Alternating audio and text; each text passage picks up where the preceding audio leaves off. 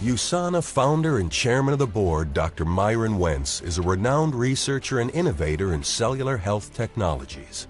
Dr. Wentz created the Epstein-Barr and mononucleosis testing kits used in hospitals worldwide.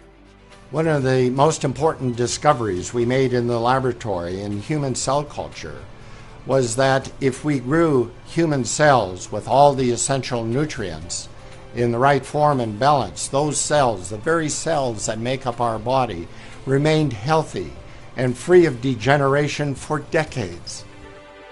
After watching his parents and other loved ones die from heart disease, cancer, and other degenerative conditions, Dr. Wentz knew he needed to change his focus from diagnosing disease to advancing health through cellular nutrition.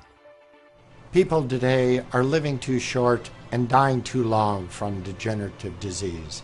Proper nutrition is the best way to ensure we're living the healthiest lives possible. When our scientists analyzed the top nutritional products, we realized they couldn't keep cells in the laboratory healthy. So how could they keep me healthy?